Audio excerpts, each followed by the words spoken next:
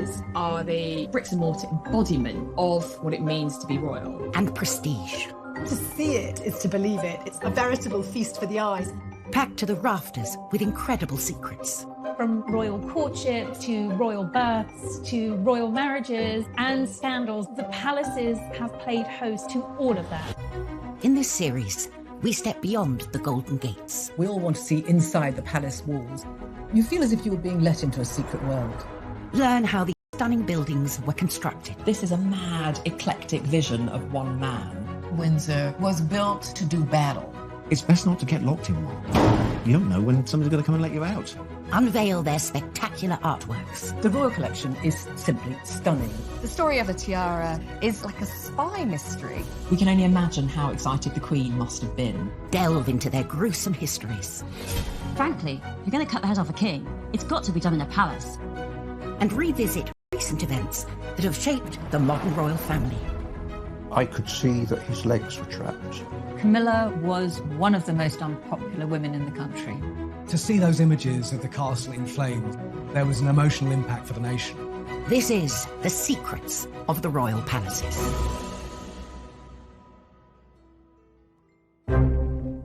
This time, we go behind the scenes with the builder who took on one of the most complex renovation jobs in the Windsor Castle restoration. We'd got 2 draftsmen drawing for the best part of a year before we even started to make anything. Get an inside look at the residents accommodating an ever-growing royal family, Kensington Palace. It was a very neat house once upon a time, but when monarchy got hold of it, they turned it into something of an architectural monster. Uncover the secrets sewn into the Queen's most iconic outfit. Hartnell actually added a wonderful secret detail, which is a little 4-leaf shamrock. We discover the most bizarre palatial presents the Queen has ever received. She was given a crocodile, and Sir Martin Charteris, her private secretary, had to put it in his bath on Britannia. And we reveal the castle with the 16th century murder mystery that went horribly wrong. It was going to be the perfect crime. Kill Darnley, blow up his house, no one will be any the wiser. The royal palaces serve as a permanent reminder of the history and influence of the British monarchy through the ages. But alongside the grand and ostentatious are those palaces that can often go unnoticed, built to blend in and to be a place for royals to call home. Across Hyde Park, some 2 miles west of Buckingham Palace, lies a remarkable royal housing complex brimming with secrets. Apartments and houses there, and it's perfect for the royal family. The Queen's got a lot of cousins, and she needs to house them. Royals have occupied Kensington Palace for over 3 centuries, and various generations have extended it to suit their needs. Architecturally, it's a bit of a mess. It's not the kind of unified vision that most palaces aspire to be. It was a very neat house once upon a time, but when monarchy got hold of it, they turned it into something of an architectural monster. Its first royal inhabitants were William and Mary. As a result of the Glorious Revolution of 1688, they'd been invited from the Netherlands to replace the Catholic James II. They needed a new palace, but they needed it built quick and cheap. As a new king and queen, they didn't want to start building with great ostentation a project that would take years when their essential job was to control the nation and persuade them of the quality of their governance. Get it up, get it done, and let's get on with the business of running the country. They bought Nottingham House, a small villa in what was then the suburb of Kensington, and hired the most celebrated architect of the day, Sir Christopher Wren, to transform it into a palace. But Wren wasn't known for speed. His masterpiece, St. Paul's Cathedral, was only halfway through its 35-year building programme. William and Mary wanted their palace in 6 months.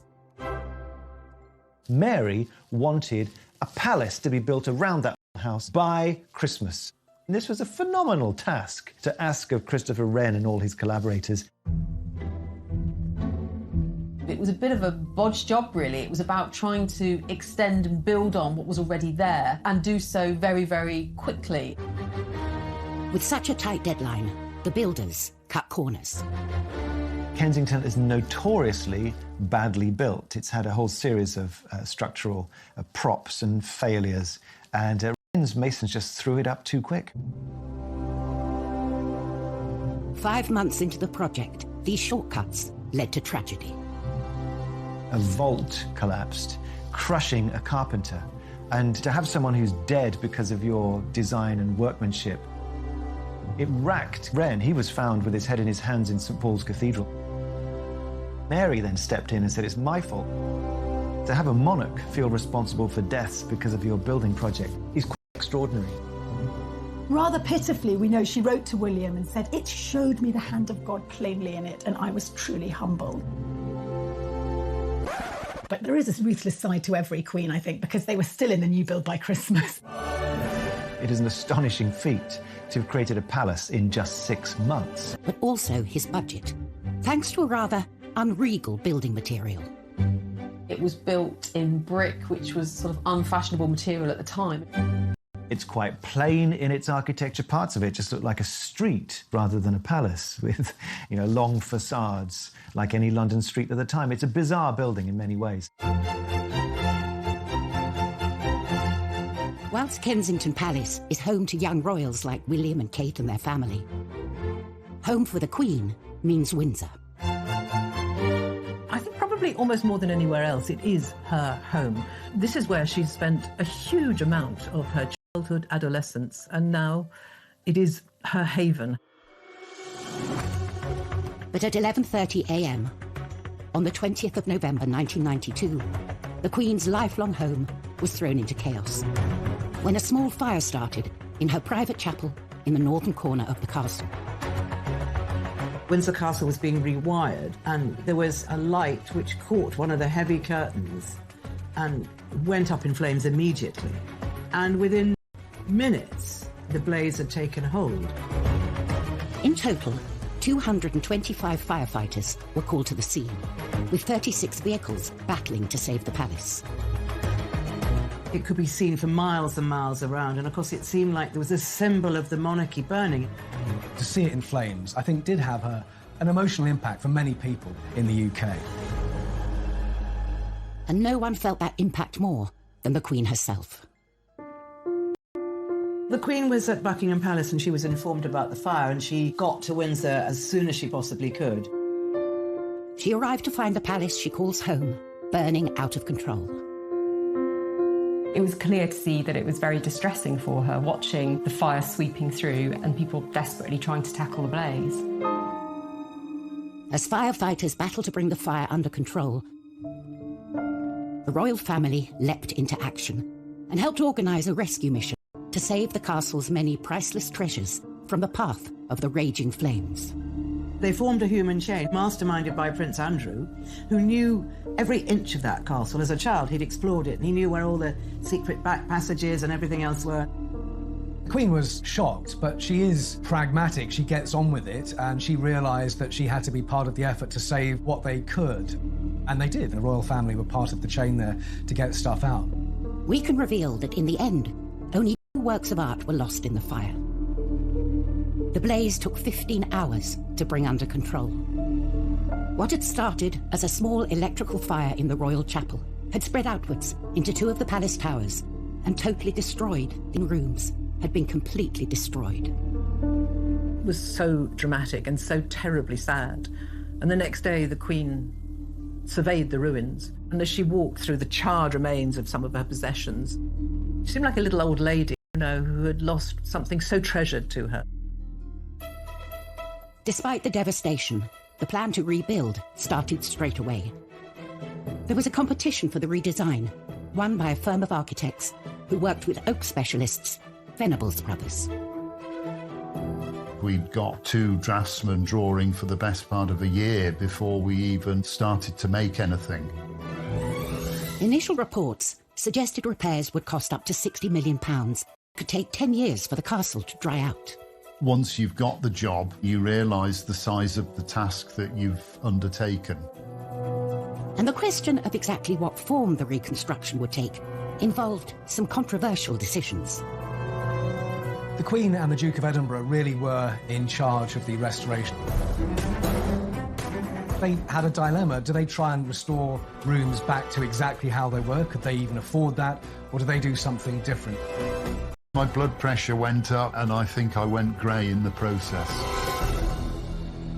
Coming up on Secrets of the Royal Palaces, we reveal the secrets of the Tudor toilet. Going to the loo with Henry VIII was the top job in the Tudor court. And we go behind the scenes of the greatest historic building project ever attempted in 20th century Britain. The design that they came up with was absolutely stunning and probably the most complicated piece of oak joinery we've ever been involved in.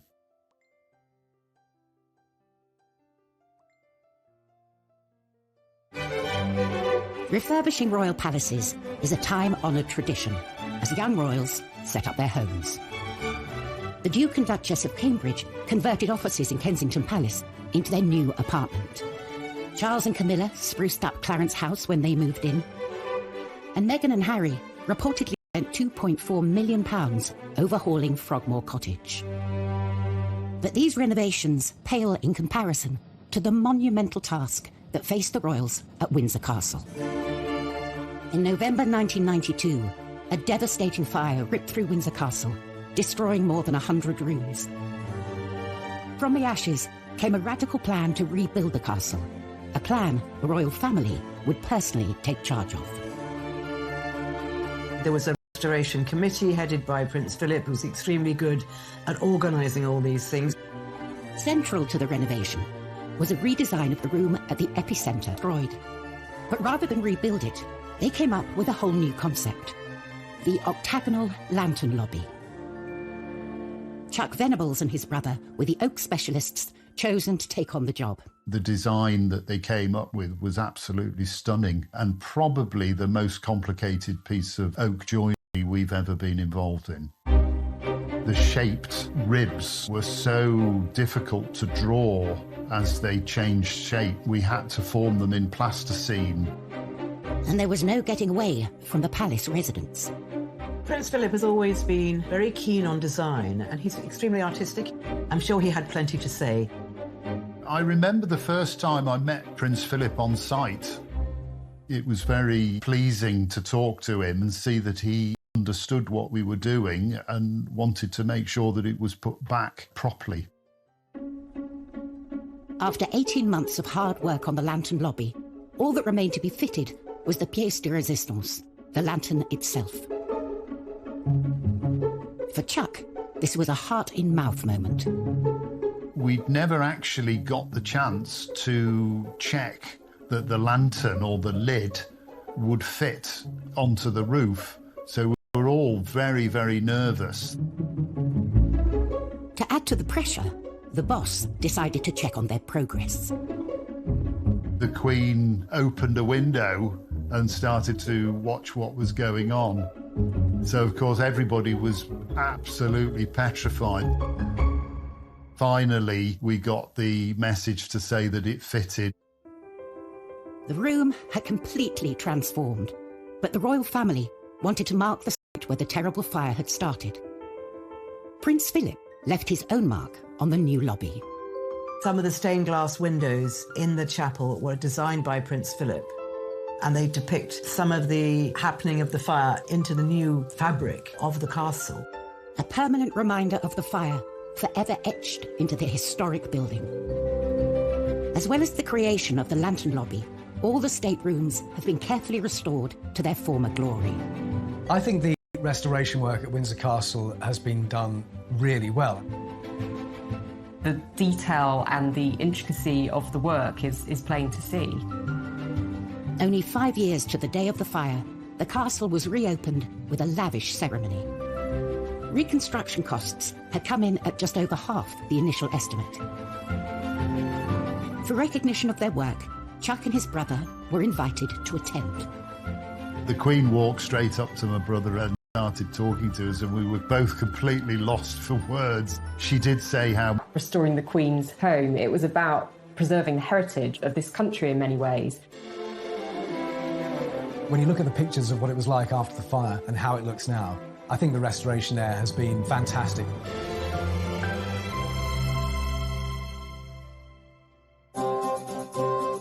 From the glitz and showmanship of a palace stateroom to the rather less glamorous, but no less essential, palace toilet.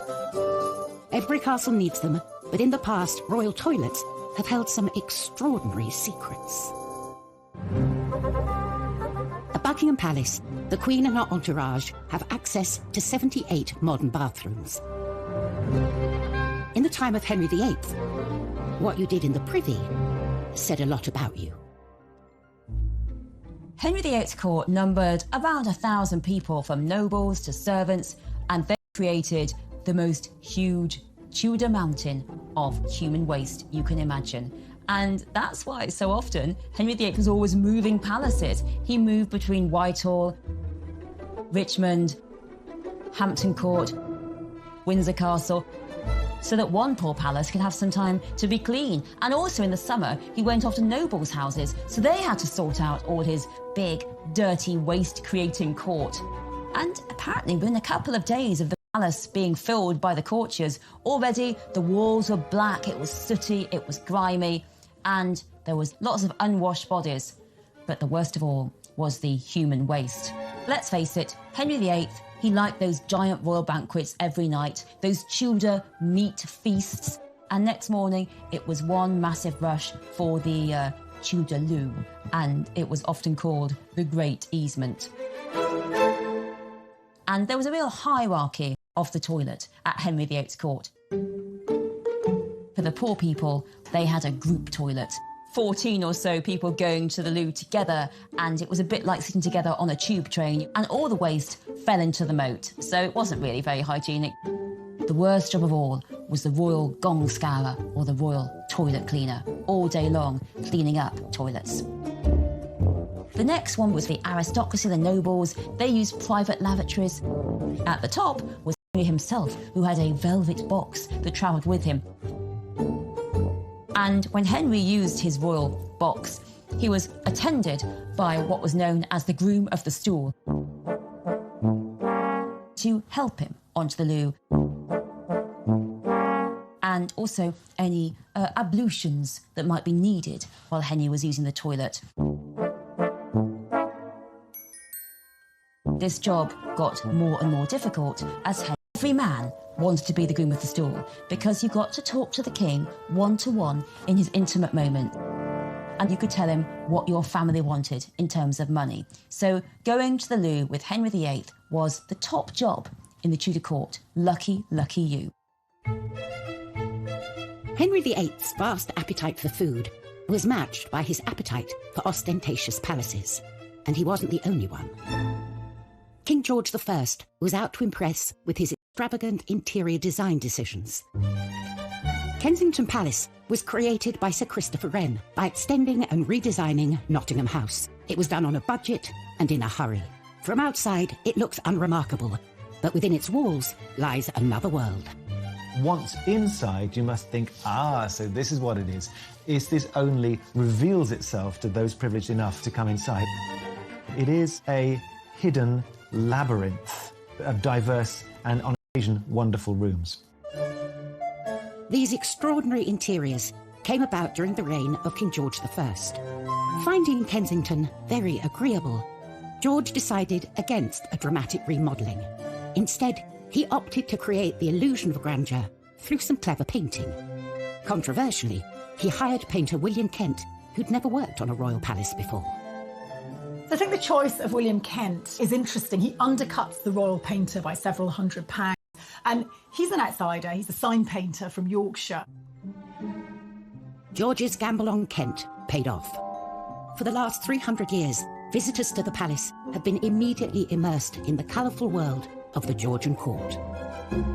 Kent, by 1724, had turned Wren's boring old wooden panelled staircase into a trompe-l'oeil, a trick of the eye feat of mural painting, in which you have a great arcade with all of the characters of court in their extraordinary dress. There are over 40 from the court, and one of them is Kent himself. He shows himself with his mistress. The lively scene also includes some of the lowlier members of the court. Mehmet and Mustafa were Turkish prisoners of war who became trusted servants to George I. Mehmet was the only person who was to look after his piles, so that's a particular badge of honour. And you'll also spot Peter the Wild Boy, a child who was found wild foraging in the woods in George I's native Hanover. It's always been a bit of a game. Who were these players on the walls? And you can, of course, go and see them today and try and work it out for yourself.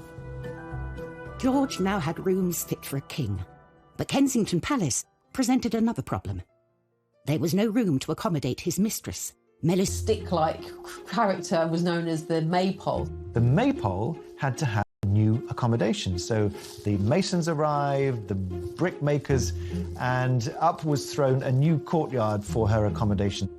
With her self-contained apartment complete, the king would visit the Maypole, regular as clockwork, between 5 p.m. and 8 p.m. every day. In many ways, I suppose George I might be said to be a king who had his cake and wanted to eat it.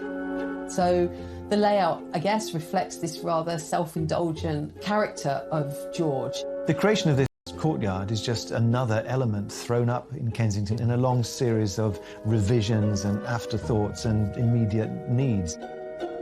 It was a labyrinth.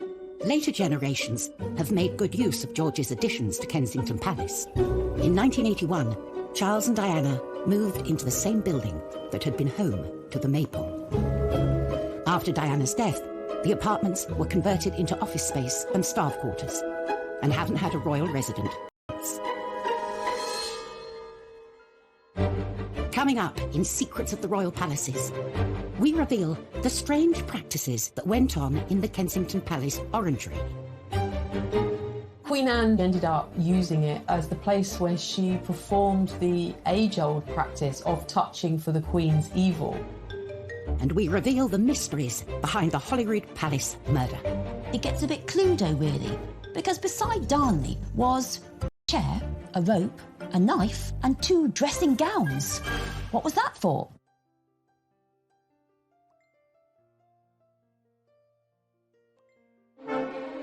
Since the reign of Queen Victoria, Buckingham Palace has been the monarch's HQ, a symbol of the prestige of royalty. But that celebrated reputation was brought into question when one particular monarch moved in. Victoria's promiscuous son Bertie is known to have accommodated dozens of mistresses during his time at Buckingham Palace. So, Edward VII, he was Mr. Mistress. Let's put it that way. There was mistress after mistress. He was known as Edward the Caresser because there were so many of them. And in Europe, well, that's when Bertie indulged himself with courtesans and the best ladies of the night. There is in Paris a special chair he used. It's the weirdest looking thing you can imagine. You sort of look at it thinking, how on earth did he use that? It was because, by this point, he was hugely fat. So he basically used this chair for him to sit on and at least one lady beside him, probably 2. They had to do all the work and he just sat there. The Playboy Prince of Wales became king in 1901 and took up his position at the grand and sophisticated Buckingham Pit with all the girls and finally focus on his long-suffering wife, Queen Alexandra. But that wasn't the case. He just carried on with the mistresses, and one he particularly let go of was Mrs. Alice Keppel. And what a coincidence, because she is actually the great-grandmother of Camilla, Duchess of Cornwall. Well, certainly Alice Keppel was a very successful mistress to Edward VII. He was always devoted to her, even though there were other ladies around. And the king had a very short reign because he was pretty old and pretty ill when he came to the throne. And when he was finally dying, Alice was brought to his deathbed. I mean, unimaginable. Apparently the Queen allowed this.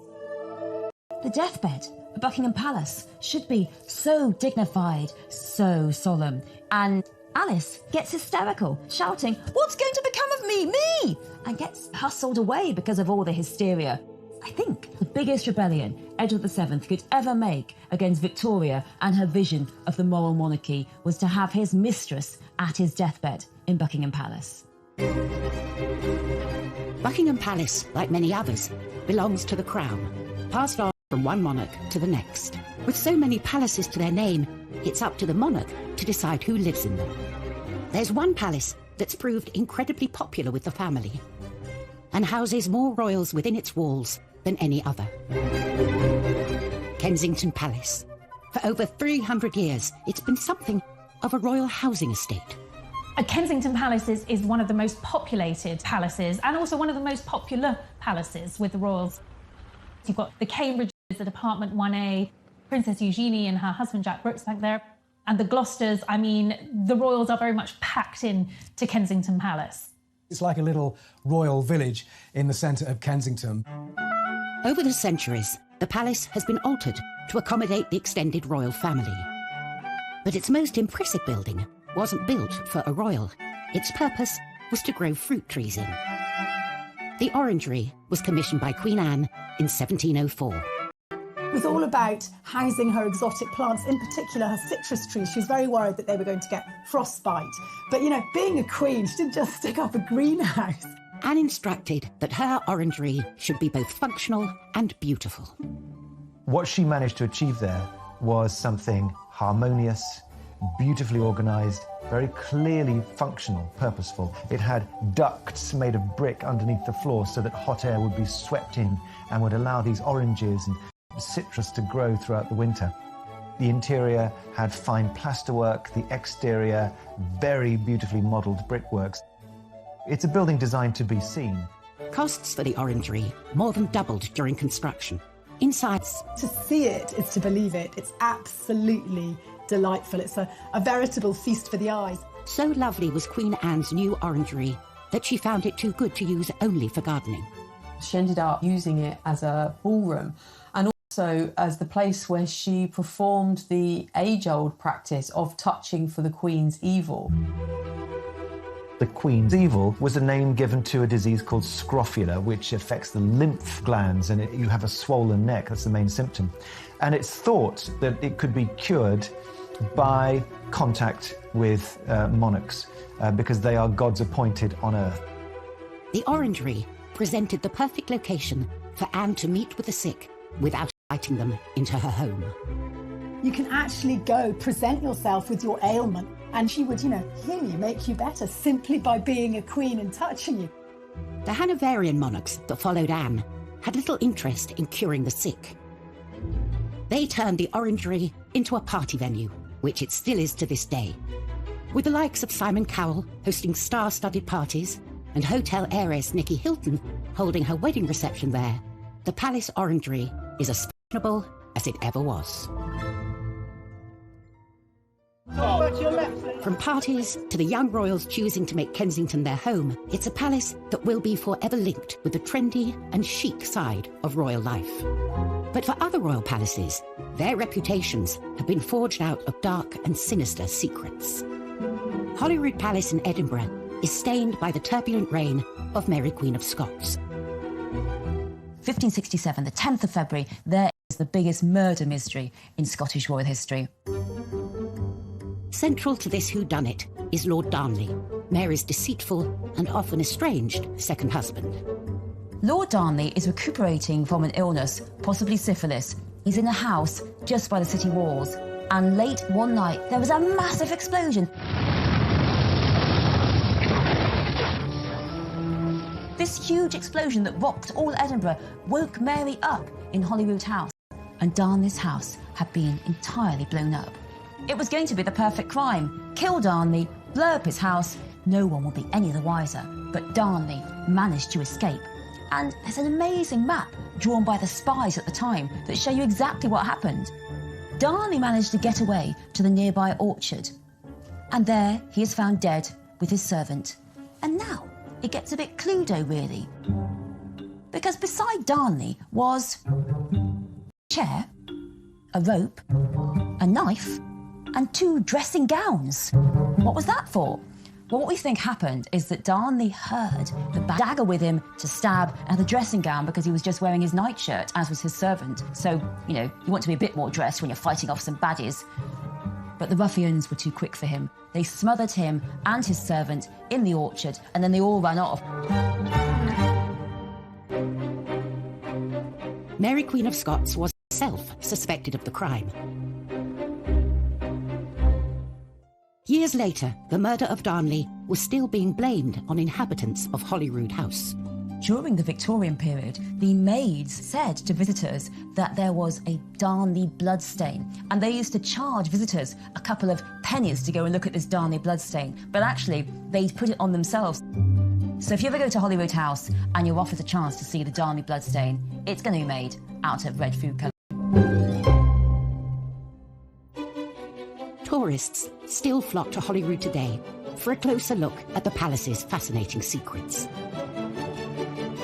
400 miles south of Buckingham Palace, the grand staterooms entice visitors from around the world when they're open to the public every summer. A chance to witness firsthand the iconic riches housed within. Clothing is such an important part of the major events in our lives, and when it's done well, it communicates everything that is really important at that precise moment to the wearer and to the occasion. The 2nd of June, 1953, Elizabeth II's coronation. For the first time, the whole ceremony, as well as the famous appearance on the Buckingham Palace balcony, would be televised. With the eyes of the world on her, it was essential she had the right dress.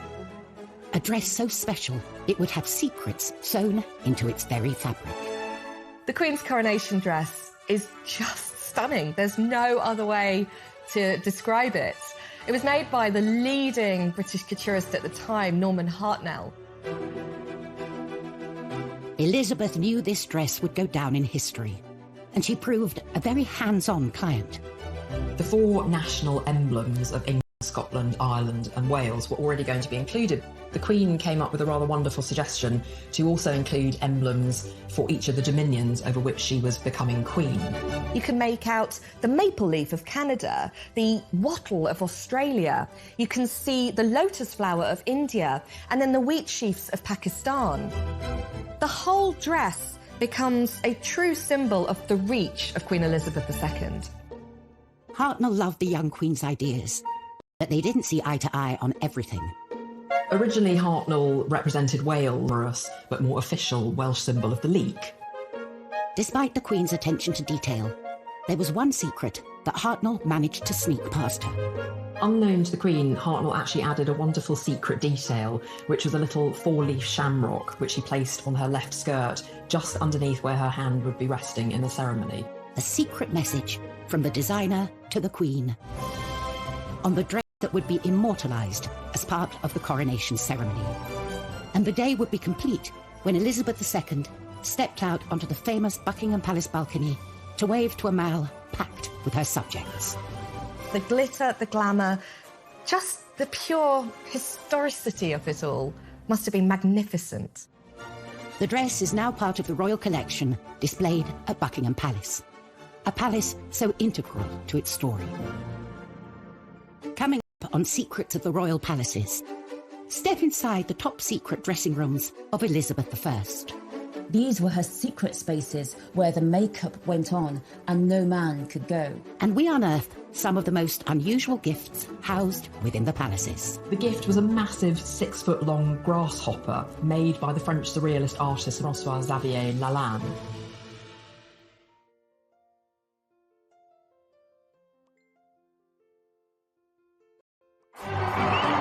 Throughout history, royal palaces have been the site of official ceremonies and royal duties.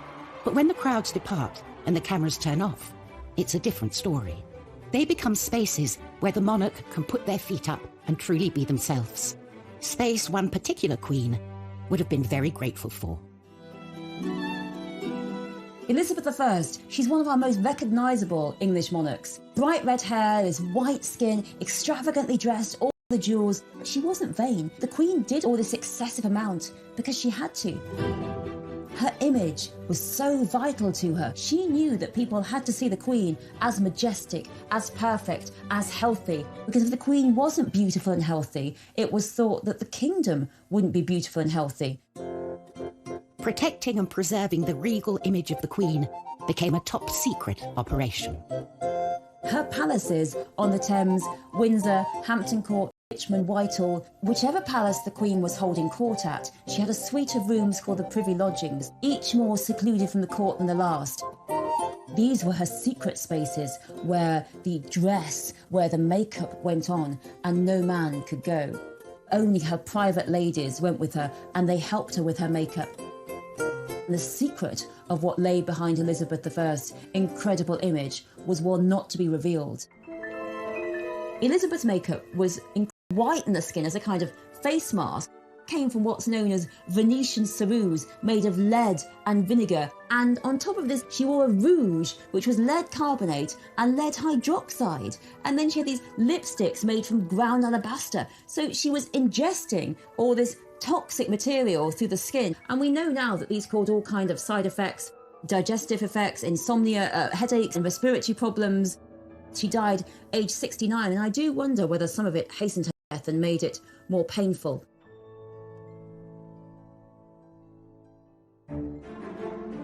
Whilst monarchs through the ages have felt the pressure and politics of keeping up with royal expectations, it's certainly a job that comes with some impressive perks.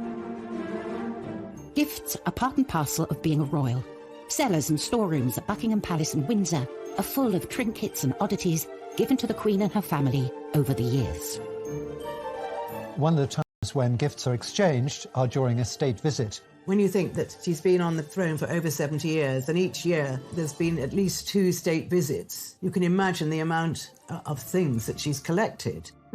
A treasure trove of wonderful and sometimes weird gifts. Over the years, the Queen has received some really bizarre gifts, from 500 tins of pineapple to horse semen, which was probably quite ideal for someone who is interested in breeding horses. She's also been given a whole host of exotic animals. One occasion she was given a crocodile, and Sir Martin Charteris, her private secretary, had to put it in his bath on Britannia. In 1972, the President of Cameroon even sent the Queen an elephant called Jumbo, which was put on a plane and flown over to Britain. One thing you don't want to do is give her something she's already got. One man didn't have to worry about that. The President of France, Georges Pompidou, hosted the Queen and Prince Philip in a state visit in 1972. Pompidou was spearheading a project to open a new museum of modern art, so naturally he wanted to give Prince Philip a suitably modern gift. And what says modern more than a gigantic insect? Behold, the grasshopper. Made by the French surrealist artist François-Xavier Lalanne, it's made of brass and iron and porcelain. Only 2 of them were ever created, and the other version was sold at auction in 2018 for $1.6 million. It's not only a work of art. This bizarre animal has a practical purpose. It is indeed a fully functioning air-conditioned bar, and the insect's wings actually open out to become a drinks table. It's an incredibly fun period piece from the 70s, when having your own portable bar would have been the absolute height of cool. Today, the grasshopper is still standing guard. Philip was absolutely thrilled with it, and he wanted to put it in the drawing room, and he asked the superintendent whether he thought that was a good idea. And I remember the superintendent telling me, he said, well, sir, perhaps by the swimming pool, might that not be more appropriate? The bold gift idea was clearly a huge hit. Anyone for a grasshopper cocktail? Next time, we go inside Holyrood to reveal the true story of Mary, Queen of Scots. The plays, the films that have been made about her extraordinary life, it's personified in that Northwest Tower. We uncover a royal fake that could be worth a fortune. What if the Queen's copy was actually worth £50 million? And a case of history repeating itself at Buckingham Palace. It was around 30 years before that Harry was seen on the balcony doing exactly the same thing to his cousin, Princess Beatrice.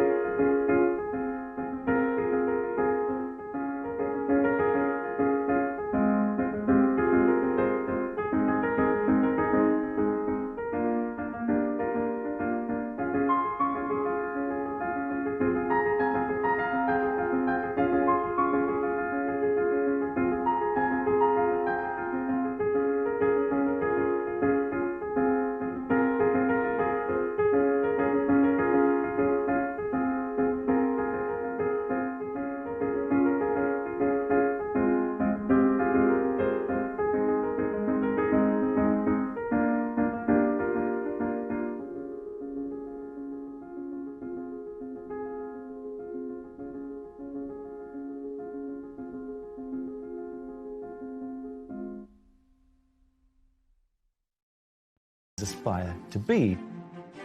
It was a very neat house once upon a time, but when monarchy got hold of it, they turned it into something of an architectural monster. Its first royal inhabitants were William and Mary. As a result of the Glorious Revolution of 1688, they'd been invited from the Netherlands to replace the Catholic James II. They needed a new palace, but they needed it built quick and cheap.